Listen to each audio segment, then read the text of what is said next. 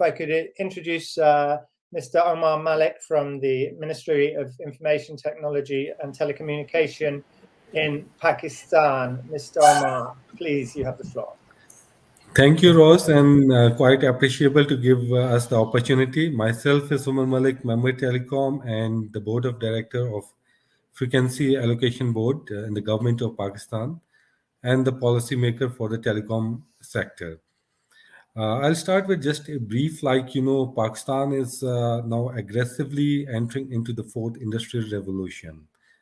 Considering, all the needs and the demands as of today, the telecom sector has been declared as an industry because the government is taking care of the industry in a very sensitive way by giving incentives, which has already been given in the financial bill of 2021 as well. So I'll discuss a brief about what exactly happening in Pakistan at the moment with the population of 222 million. As we speak today, we stand approximately 187 million of mobile and fixed line subscribers, with the mobile broadband penetration of 102 million for cellular subscribers. We have, as we can see, like in the last 1 year, we have seen a tremendous growth of approximately 22% in the broadband subscriber penetration, which is a good figure. And in total, we have seen approximately more than 9% increase in the total subscription in the last 1 year. So if we talk about the market volume, the telecom sector has, as of today, it's approximately greater than 17 billion USD, with a contribution of 5.4% in the GDP.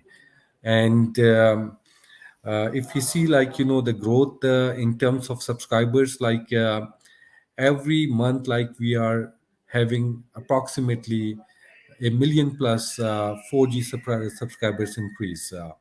So for the last couple of months, we have increased multiple regimes for the growth of the industrial sector, including the LDA regime, including the balanced space satellite regime, as well as the fiberization, which is to a greater extent the backbone of the 5G inclusion.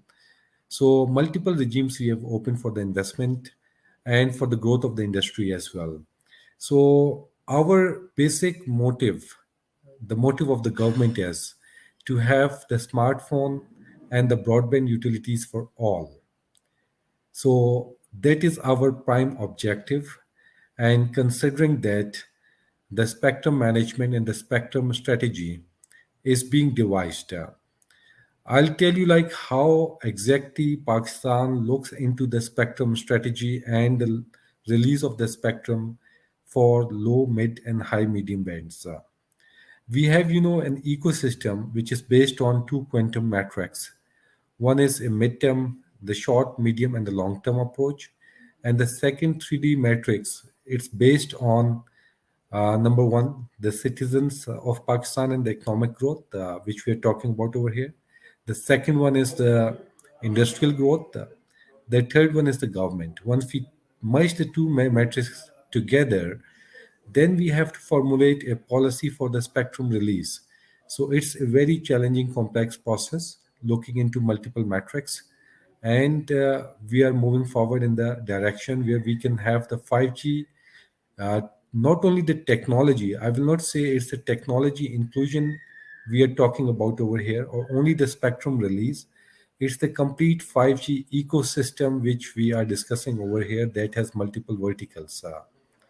So we are moving forward and looking forward to launch the 5G networks in Pakistan shortly. Thank you, Ross, and quite appreciable.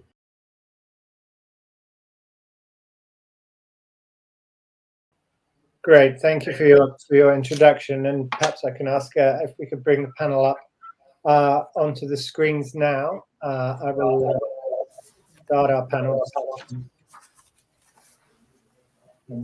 Can see Stefan has joined us as well. Great. Well, thank you very much all for joining us today. And I'll go into a little bit more detail about some of the situations in country. And Stefan, I'll be asking you some questions about about your views on this and the general challenges being faced by